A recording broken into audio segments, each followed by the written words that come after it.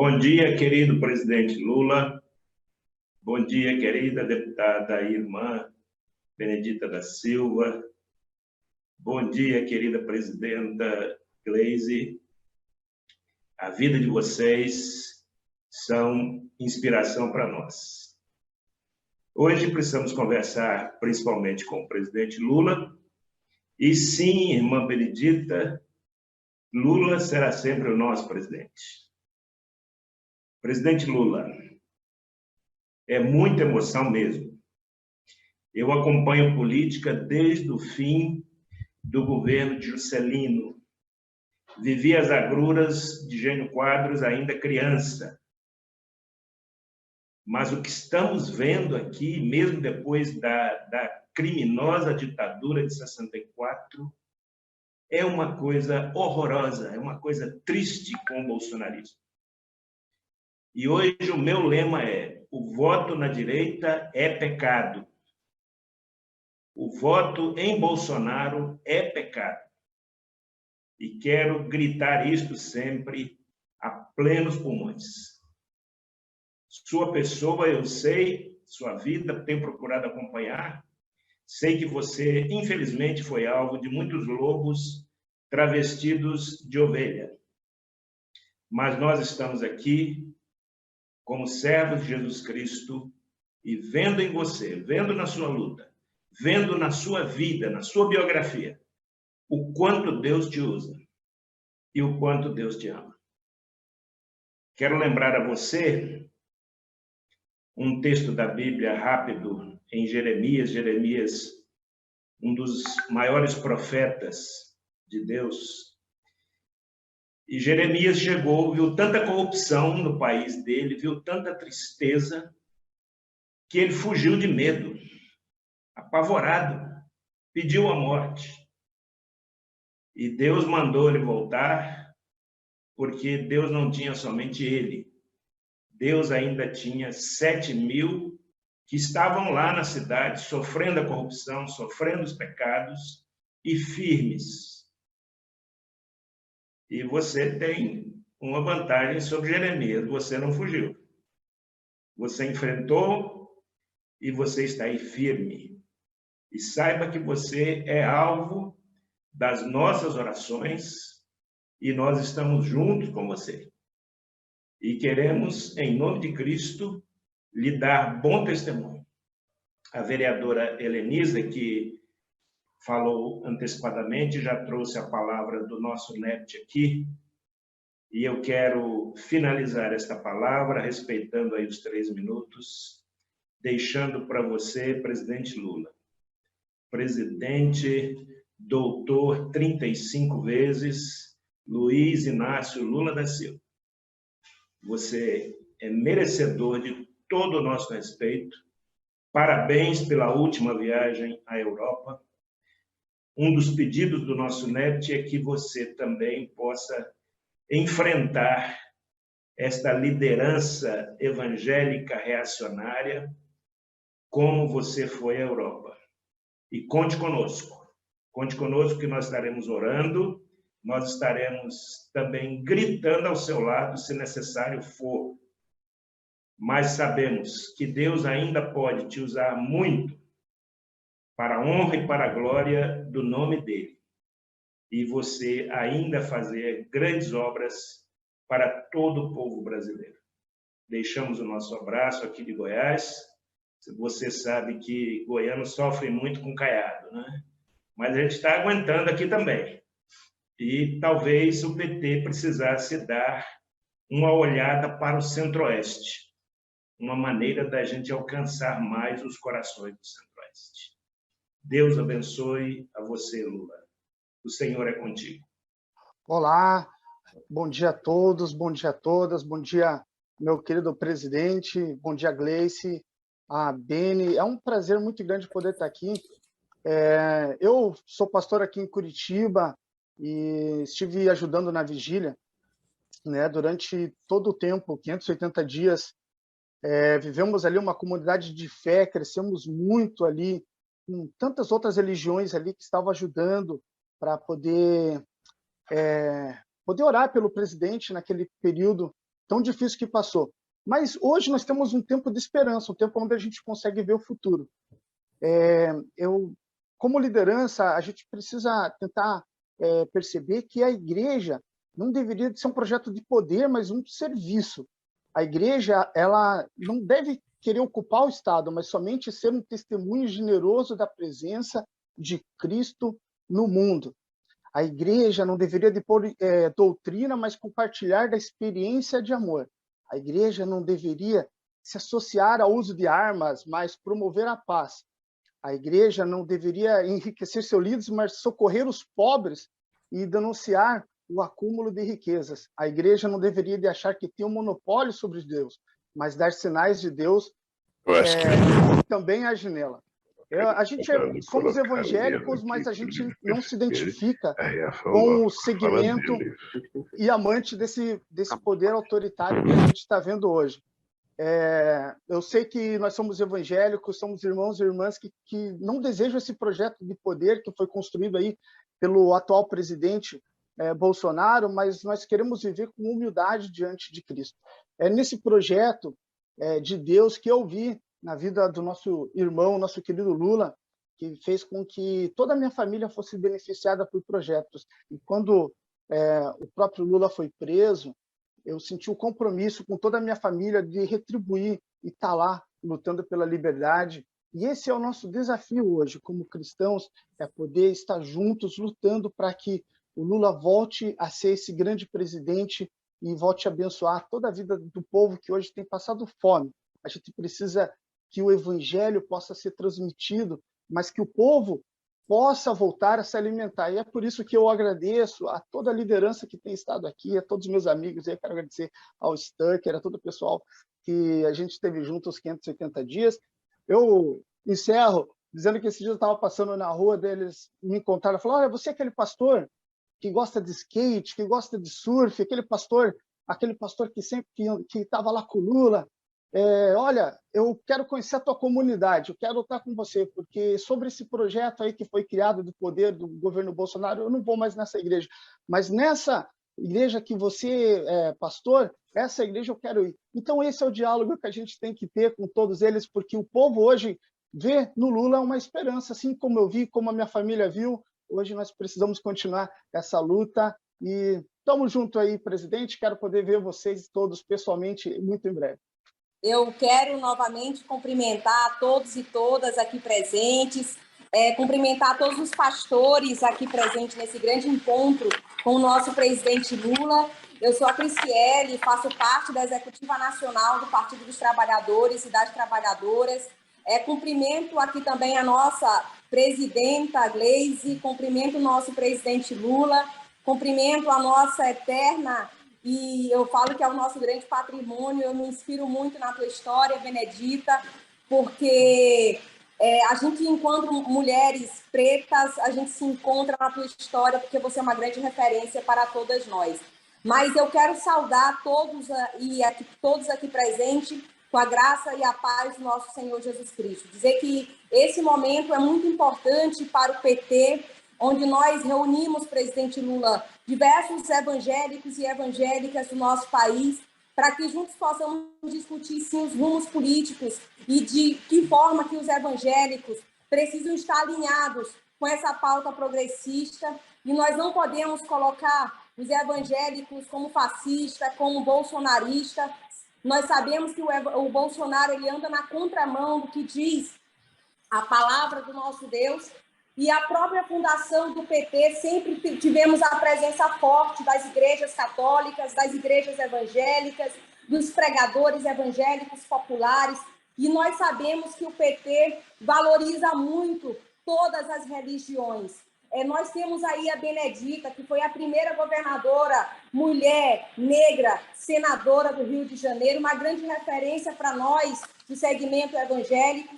E quando a gente fala que nós não podemos colocar todos os evangélicos como se fôssemos bolsonaristas, é importante a gente fazer esse destaque, porque a vida e o ensinamento de Jesus Cristo são marcadas pelas lutas contra a injustiça. Jesus Cristo ele foi perseguido pelo Estado romano porque ele criticava os privilégios dos mais ricos. E nós, o povo de Deus, que estamos nas periferias, que estamos dentro das igrejas, somos as pessoas mais afetadas por essa agenda de retirada de direitos do governo Bolsonaro. E quando nós falamos que Bolsonaro ele anda na contramão do que diz, de fato, a palavra de Deus. Sabe por quê? Porque o verdadeiro milagre deve acontecer no interior de cada ser humano. Homens e mulheres que verdadeiramente desejam viver a vontade do Pai.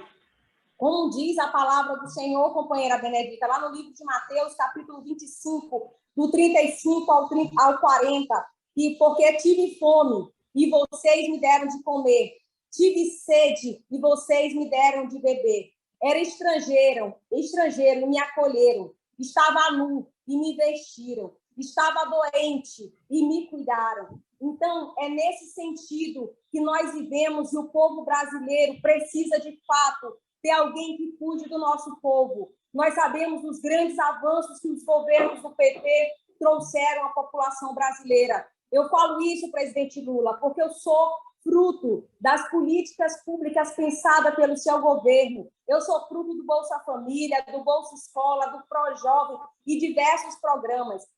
E são dentro das igrejas que estão a população que mais precisa, a população que foi beneficiada pelo ProUni, pelo Minha Casa Minha Vida, pelo Luz para Todos, por esses diversos programas. A nossa grande luta agora é voltar a reconquistar o nosso povo e, sobretudo, conquistar o povo evangélico. Temos que dialogar, temos que disputar, sim, cada evangélica no nosso país, para que juntos possamos reconstruir e transformar o nosso país, trazer um país que nós tenhamos mais dignidade. Nós acompanhamos recentemente a sua ida na Europa.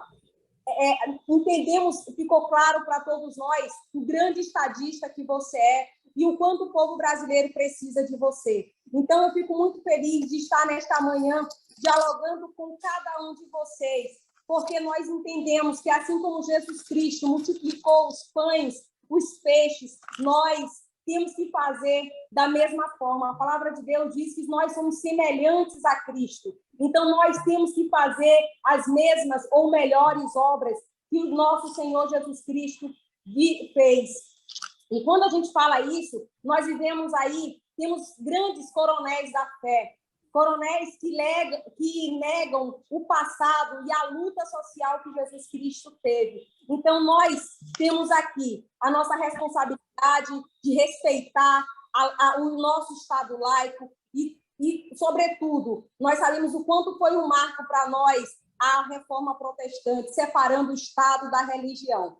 Então, nós temos essa responsabilidade de conquistar o nosso povo. Jesus Cristo, ele é morto todos os dias com o genocídio da nossa juventude preta. Ele é morto todos os dias quando não temos emprego, quando não temos renda, quando a comunidade é assassinada, quando cometem intolerância religiosa, quando nós não respeitamos a diversidade do nosso povo, quando nós não respeitamos as nossas matas, as nossas florestas, os nossos povos indígenas, os nossos povos quilombolas.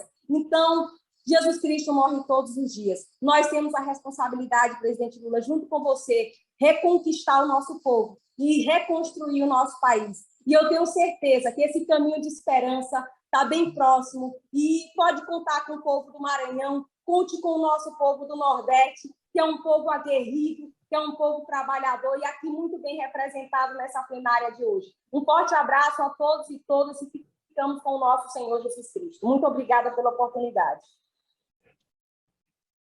Bom dia, presidente Lula. Bom dia, presidenta Gleisi. Bom dia, governadora Benedita. Eu gostaria de saber, se fosse possível, governadora, sem contar na fala, se nós podíamos fazer uma rápida oração nesse encontro, nessa oportunidade, senhor presidente, que nós estamos tendo. Podemos, nesse momento?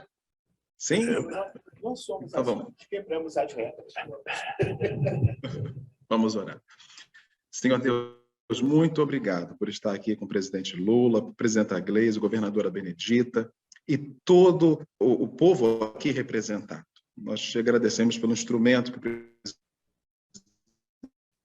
presidente tem sido de justiça, assim como defende presença, em nome de Jesus. Amém. Queridos e queridas, senhor presidente, eu estou aqui hoje muito agradecido e lembrando da companheira Lurian, quando me apresentou a Vossa Excelência. Estou aqui sendo sempre muito abençoado e inspirado pela luta da governadora Benedita no núcleo evangélico do PT. E aqui de Maricá, Rio de Janeiro, única cidade governada pelo PT, a revolução começada com o Quaquá e agora sendo levada a cabo pelo prefeito Fabiano Horta. Eu quero, nesse início, senhor presidente, falar um pouquinho de que a diversidade é a marca do povo evangélico. O povo evangélico é diverso por natureza. Por exemplo, evangélicos da Assembleia de Deus, ou pentecostais, falam em línguas, a maioria dos protestantes históricos não. Presbiterianos e batistas creem que a salvação é para sempre, pentecostais, em sua maioria, creem que se perde a salvação, mormons se batizam pelos mortos, testemunhos de Jeová não fazem transfusão de sangue, congregacionais presbiterianos batizam por aspersão, e batistas e pentecostais batizam por mergulho, e eu passaria aqui a manhã inteira lembrando que a diversidade é a nossa marca. Estou dizendo isso, Excelência, porque o povo evangélico não é um bloco monolítico, mas é um somatório de muitas diferenças que se unem num povo que adora a Deus na pessoa de nosso Senhor e Salvador Jesus Cristo, e que tem uma Bíblia evangélica, como um exemplo da celebração da diversidade e permanecendo aquilo que nos une. Eu quero propor, senhor presidente, que nosso Partido dos Trabalhadores, ao dialogar com os evangélicos, pense sempre em 3 temas. O primeiro tema, a questão da homossexualidade, o aborto e a questão da liberdade. E aqui eu quero falar para Vossa Excelência aquilo que a maioria dos evangélicos pensa, embora haja, óbvio, as suas diferenças. Quanto à questão da homossexualidade, a maioria dos evangélicos entende, senhor presidente, que o padrão é o casamento entre um homem e uma mulher. Mas digo a Vossa Excelência que não é difícil que o povo evangélico entenda que a população LGBT tem direitos a ter direitos, que conquanto nós evangélicos, em nossa maioria, eu me incluo nisso, consideremos que o padrão seja entre um homem e uma mulher, 2 homens ou 2 mulheres têm o direito de se casarem, de adotarem, senão nós não seremos um país que respeita a Constituição, que diz que todos são iguais perante a lei. Na questão do aborto, Excelência, eu diria que a maioria de nós evangélicos entende que o aborto é um assassinato, eu me incluo nisso. Mas, ao mesmo tempo, a população evangélica reconhece que há mulheres brancas e ricas que estão abortando, e as mulheres negras estão morrendo. Diria a Vossa Excelência que a maioria dos evangélicos entende que devemos ter políticas públicas que defendam a vida da mãe e do bebê. Quanto à questão da liberdade, nesse quesito, Vossa Excelência nada de braçada, porque as fake news que dizem que o PT vai fechar igrejas são mentirosas. Aliás, de 2003 a 2013, 2014, nunca as igrejas evangélicas cresceram tanto, nunca foram tão prósperas, e muitos ministérios de ação social nas igrejas nem mais estavam trabalhando pelo sucesso do Bolsa Família. Termino, Excelência, lembrando que ser evangélico é lembrar os 5 solas da reforma protestante. Sola fide, em latim, somente a fé. Ou seja, o povo evangélico tem esperança num futuro, e Vossa Excelência é um instrumento de esperança para a volta. Sola gratia, ou seja, somente a graça. Não um discurso bolsonarista, que é o discurso do ódio, que é o discurso do bandido bom, bandido morto. Isso não é a graça de Jesus, senhor presidente. É a graça que crê na ressocialização das pessoas, na transformação das pessoas. Sola escritura, somente as escrituras. Nós cremos que as escrituras são a palavra de Deus, é a palavra de Deus, ou seja, evangélicos creem na verdade, não nas fake news, de mamadeiras, de PT fechando igrejas. Isso é mentira, não é o caminho de Jesus. Solos Cristos, somente Cristo, não os falsos messias, que colocam crianças no colo segurando armas, que defendem o armamento da população. Essa não é a pauta de Jesus. Cristo é o verdadeiro Messias, que pregou o amor e foi morto pelo Estado. Só lhe deu glória. E eu termino com isso. A glória é de Deus, e a Bíblia fala que do Senhor é a terra e a sua plenitude. Senhor presidente, a Amazônia está queimando, o Pantanal está queimando, e por isso eu posso concluir dizendo que o bolsonarismo não é compatível com o evangelho de nosso Senhor e Salvador Jesus Cristo. Cremos, Deus está trazendo Vossa Excelência. Estamos lutando aqui para que a democracia seja protegida em nosso país, para que a vencemos com a palavra de esperança para todas as pessoas. Que Deus abençoe Vossa Excelência, presidente, neste governo, que será vitorioso para a glória de nosso Senhor Jesus, com respeito a todas as religiões, para que no Rio de Janeiro terreiros não sejam mais invadidos e destruídos, como tem ocorrido, porque nós respeitamos todas as religiões, mesmo tendo nossas diferenças. Muito obrigado. Que Deus a todos abençoe.